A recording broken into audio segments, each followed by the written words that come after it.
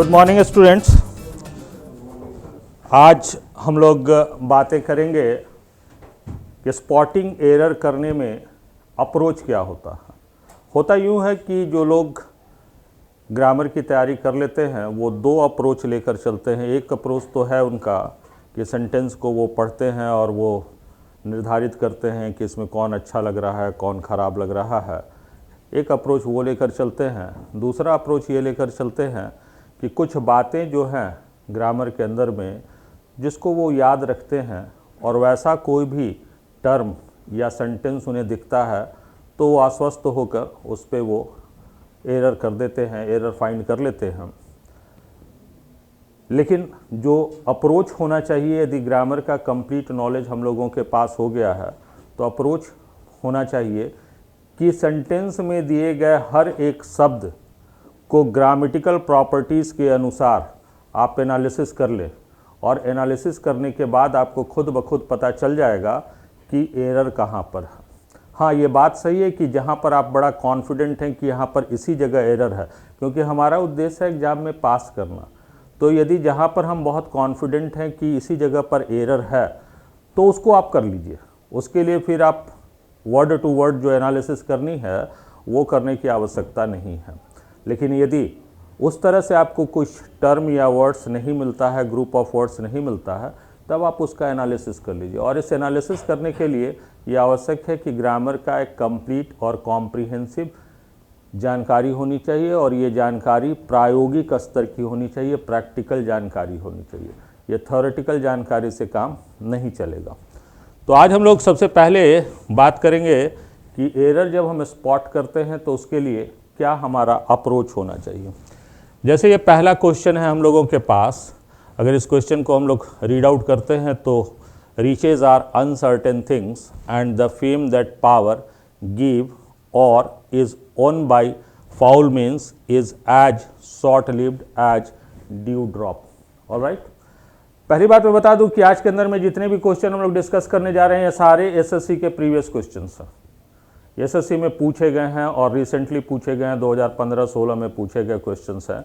ये कोई भी क्वेश्चन ऐसा नहीं है कि एग्जाम में नहीं पूछे गए। तो जरा इसका एनालिसिस करते हैं।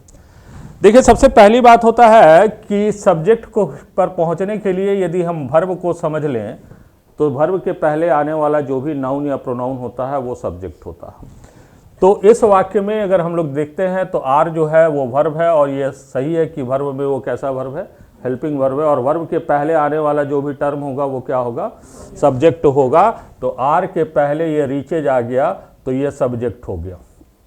अब रीचेज जो है यहाँ पर प्लूरल की तरह दिख रहा है। अब रीचेज रिच एडजेक्टिव होता है और रीचेज जब आप इसका प्लूरल बना देते हैं तो रीचेज का मतलब धन संपत्ति हो जाता है। तो रीचेज प्लूरल हो गया तो इसके लिए ये प्लूरल वर्ब आ गया, सही है। अब वर्ब के बाद ऑब्जेक्ट होता है और ऑब्जेक्ट क्या होता है, फिर से नाउन या प्रोनाउन होता है। तो अगर यहाँ पर हम लोग देखते हैं अनसर्टेन थिंग्स, तो थिंग्स जो है वो हमारा नाउन है जो ऑब्जेक्ट का काम कर रहा है और नाउन या प्रोनाउन के पहले एडजेक्टिव होता है तो अनसर्टेन जो है एडजेक्टिव का काम कर रहा है। यानी यहाँ तक ग्रामेटिकली करेक्ट है, कोई दिक्कत नहीं है। आगे देखते हैं कि यहाँ पर आकर सेंटेंस जो है वो कंप्लीट हो जाता है, एक सेंटेंस कंप्लीट हो जाता है, riches are uncertain things. And लगा दिया गया, यानी दूसरा सेंटेंस को जोड़ा जा रहा है। दो सेंटेंस को जोड़ने के लिए एक कंजंक्शन का प्रयोग किया जाता है और एंड का प्रॉपर्टी क्या होता है कि एंड से जुड़ने वाले दो वाक्य सिमिलर या रिलेटेड मीनिंग वाले होने चाहिए। अब यहाँ से चलते हैं द फेम। फेम जो है ये ख्याति हो गया और इस फेम के लिए, फेम नाउन हो गया, इस फेम के लिए दैट जो है वो रिलेटिव प्रोनाउन का काम कर रहा है। और रिलेटिव प्रोनाउन का प्रॉपर्टी होता है कि रिलेटिव प्रोनाउन के लिए ये एंटीसीडेंट नाउन है। रिलेटिव प्रोनाउन के एंटीसीडेंट नाउन के पहले डेफिनेट आर्टिकल द लगाई जाती है, यानी कि ये टर्म भी कंप्लीट है हम लोगों का। दैट का ये एंटीसीडेंट नाउन फेम हो गया। फेम का नंबर कैसा है, सिंगुलर है। इस वाक्य के लिए पावर जो है और गिव जो है वो वर्ब है। गिव के लिए पावर क्या हो गया, सब्जेक्ट हो गया और पावर सब्जेक्ट हो गया। तो पावर का नंबर कैसा है, सिंगुलर है। अगर पावर का नंबर सिंगुलर है तो इसके बाद आने वाला वर्ब कैसा होना चाहिए, सिंगुलर होना चाहिए। तो यहाँ पर गिव की जगह पर क्या होना चाहिए, यानी ये पार्ट आपका गलत है। ठीक है। और आगे लिखता है और का प्रॉपर्टी क्या होता है कि और से जुड़ने वाला दो भाग मीनिंग से अपोजिट या कॉन्ट्राडिक्टरी होता है। यहाँ इज लिखा गया है। अब पावर गिव्स, पावर के लिए ही ये इज है, यानी ये दूसरा पार्ट हो जाएगा power is one by foul means. अब देखिएगा इज जो लिखा हुआ है ये वर्ब हो गया, वर्ब बी का फॉर्म हो गया, और वन जो है वो V3 हो गया। वर्ब बी के फॉर्म के बाद यदि V3 आ रहा है तो वैसा वाक्य कैसा होता है, पैसिव वॉइस में होता है। तो ये पैसिव वॉइस में, और पैसिव वॉइस में सामान्यतः ऑब्जेक्ट के पहले बाई प्रीपोजिशन का प्रयोग किया जाता है। तो ये बाई लगा हुआ है और ये ऑब्जेक्ट है, और ऑब्जेक्ट में मीन्स क्या है, वो नाउन है, और नाउन के लिए फाउल क्या हो गया, एडजेक्टिव हो गया, यानी यहाँ तक सही है। फिर पावर के लिए इज का प्रयोग हो गया। आज और एज के बीच समानता दर्शाई जाती है, और समानता जब दर्शाई जा रही है तो उसके बीच में एक एडजेक्टिव का प्रयोग किया जाता है। तो शॉर्ट लिव्ड जो है वो एडजेक्टिव है। शॉर्ट लिव्ड दिखता है वर्ब के रूप में, शॉर्ट लिव्ड का मतलब होता है क्षणिक, लेकिन वर्ब को आप V3 फॉर्म में यूज कर कर एडजेक्टिव की तरह काम कर सकते हैं। और इसके बाद एक ऑब्जेक्ट आ जाता है, सो द ड्यू ड्रॉप। तो हम लोगों का एरर जो हो गया इस पार्ट में हो गया। ऑलराइट, आगे बढ़ते हैं जरा इसके आगे। नेक्स्ट क्वेश्चन के ऊपर में आते हैं। नेक्स्ट क्वेश्चन इस तरह से जाता है। अब यहां पर देखिएगा लिखा हुआ है some members of the committee.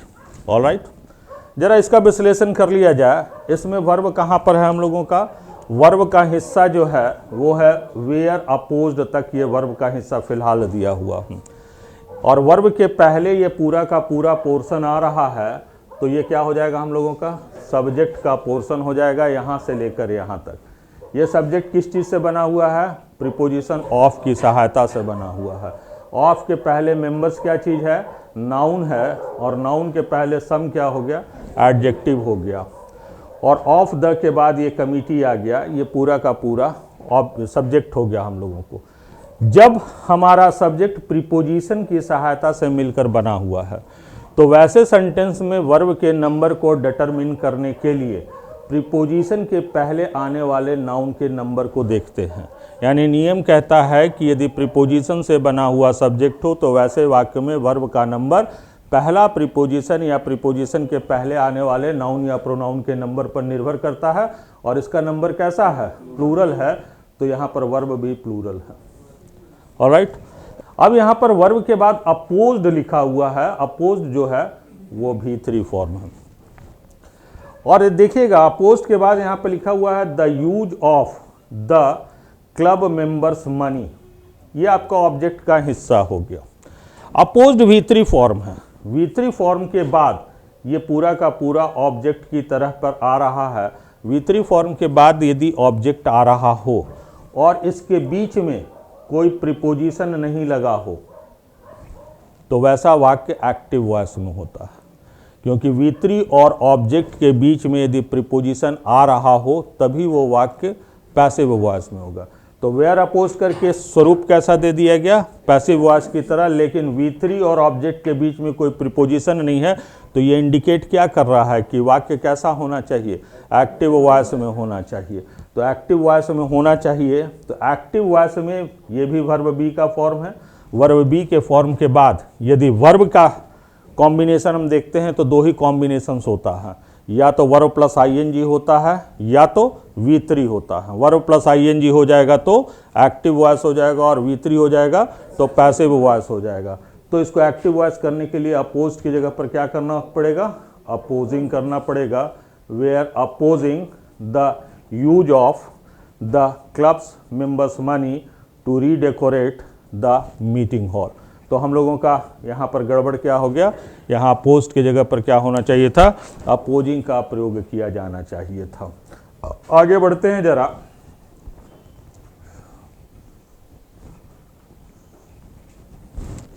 Number next है, यहां पर है the doctor asked his patient. Doctor जो है तो कॉमन नाउन, लेकिन ये पद का भी काम करता है। और आर्टिकल के पॉइंट ऑफ व्यू से हम जानते हैं कि name of post and position के पहले डेफिनेट आर्टिकल द लगाई जाती है। तो उस दृष्टिकोण से यहाँ पर जो द का प्रयोग किया गया है ये सही है। यहाँ पर आस्क लिखा हुआ है। आस्क लिखा होने के कारण ये सिंपल पास्ट में हो गया, ये आस्क V2 है। तो V2 होने के कारण सब्जेक्ट और वर्ब के एग्रीमेंट का कोई चक्कर नहीं है, पहली बात। और आस्क्ड यदि वर्ब लगा हुआ है तो इसके बाद ये ऑब्जेक्ट है।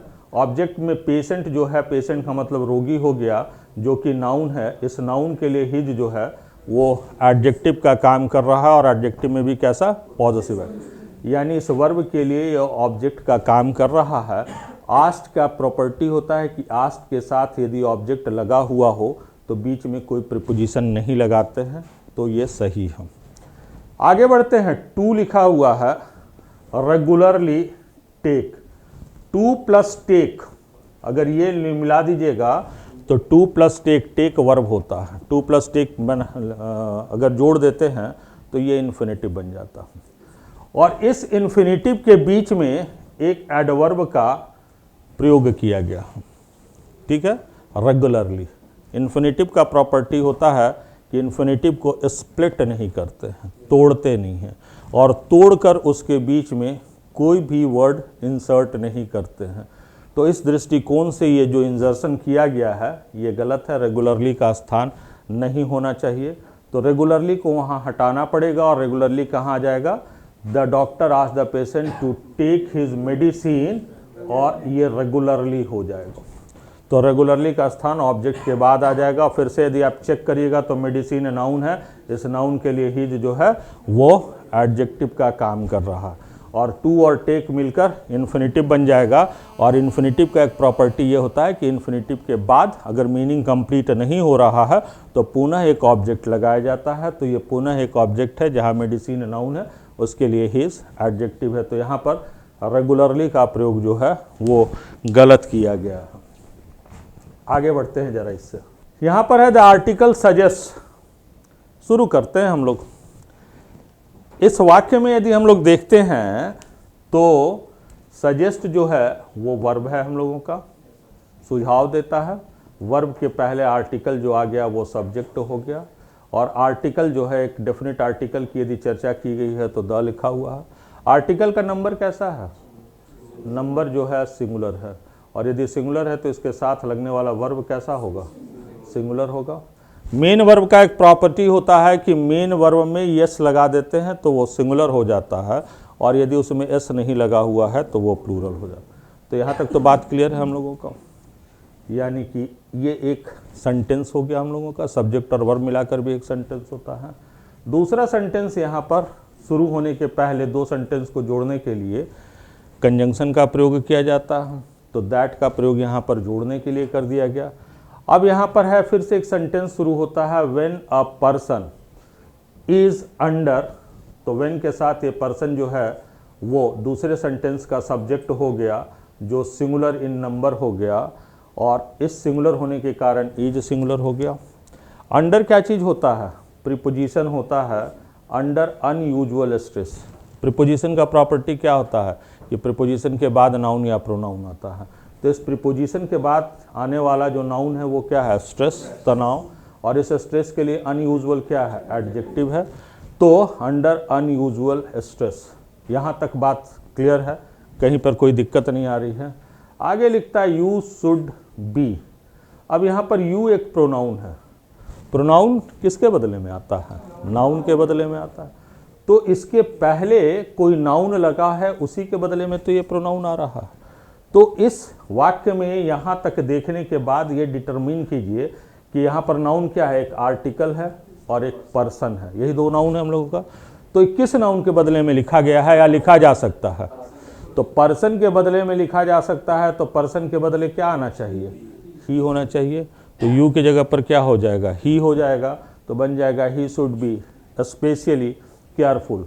ही के साथ शुड लगाकर बी लगाया गया है। बी का प्रॉपर्टी होता है कि बी के साथ आप एडजेक्टिव का भी प्रयोग कर सकते हैं। तो केयरफुल उसके लिए क्या चीज़ है, एडजेक्टिव है।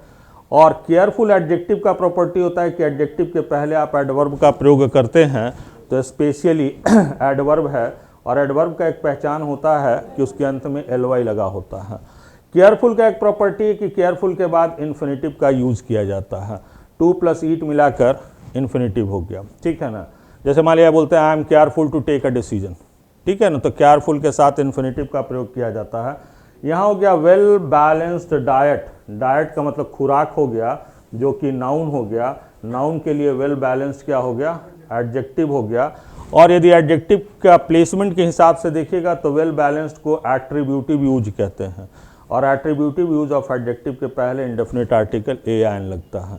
तो ये एक थॉरो एनालिसिस की प्रक्रिया है जिसके आधार पर आप किसी भी सेंटेंस का करेक्शन कर सकते हैं। तो फिलहाल इस क्वेश्चन के लिए हम लोगों का जो इनकरेक्ट पार्ट हो गया वो ही हो गया। इसके बाद नेक्स्ट आते हैं as per the invitation card, ठीक है ना। ये as per the invitation card, ठीक है। एज पर क्या हो गया, हम लोगों का प्रीपोजिशनल फ्रेज की तरह ये काम करता है या एडवर्बियल फ्रेज की तरह, और प्रीपोजिशनल फ्रेज के बाद कंप्लीट सेंटेंस नहीं आता है। एज पर का मतलब हो गया अकॉर्डिंग टू, अकॉर्डिंग टू के अनुसार, ठीक है ना। तो इनविटेशन कार्ड तो एक कंप्लीट सेंटेंस नहीं आ रहा है, तो ये पार्ट ऑफ द सेंटेंस हो गया। सेंटेंस हम लोगों का यहाँ से शुरू हो रहा है। रहीम मैरिज, मैरिज के लिए रहीम जो है वो सब्जेक्ट है, और सब्जेक्ट कैसा है, ये सिंगुलर इन नंबर है, और यदि ये सिंगुलर इन नंबर रहा तो इसके साथ लगने वाला वर्ब कैसा होता है, सिंगुलर इन नंबर होता है। तो उस कारण से यहाँ पर मैरिज जो है वो सिंगुलर इन नंबर है। मैरी का प्रॉपर्टी ये होता है कि अगर इसको देखिएगा तो वॉइस के हिसाब से ये एक्टिव वॉइस में है, V5 लगा हुआ, V5 कहने का मतलब वर्ब सिंगुलर इन नंबर। तो एक्टिव वॉइस में यदि मैरिज का प्रयोग आप कर रहे हैं तो कोई प्रीपोजिशन नहीं लगाई जाती है ऑब्जेक्ट के पहले। तो ये विथ का प्रयोग जो है वो गलत किया गया है। हाँ, मैरी के साथ आप प्रीपोजिशन लगा सकते हैं यदि आप इसका प्रयोग पैसिव वॉइस में कर रहे हैं, और यदि पैसिव वॉइस में मैरी का प्रयोग कर रहे हैं तो मैरी के साथ टू लगाया जाता है, विथ नहीं लगाया जाता है। तो चूंकि एक्टिव वॉइस है तो इसलिए मैरिज के साथ विथ का प्रयोग नहीं होगा, सीधा ऑब्जेक्ट आ जाएगा, तो सायरा हो गया। यहाँ पर है 13 दिसंबर, तो 13 दिसंबर एक डेट है और डेट के पहले प्रीपोजिशन ऑन का प्रयोग किया जाता है, और 13 दिसंबर के लिए ये मंडे क्या काम कर रहा है, यदि ग्रामर के टर्मिनोलॉजी से चलिएगा तो नाउन इन अपोजिशन का काम कर रहा है, क्योंकि 13 दिसंबर के विषय में बतला रहा है कि 13 दिसंबर कौन सा दिन है, तो मंडे का दिन है। तो दो नाउन आपस में कॉमा से बटे हुए हों, जहाँ दूसरा नाउन पहले नाउन के विषय में कुछ बता रहा हो तो इसको नाउन इन अपोजिशन कहते हैं। तो इस आधार पर यहाँ विथ का जो प्रयोग किया गया है वो गलत किया गया है, ये विथ का प्रयोग नहीं होना चाहिए था।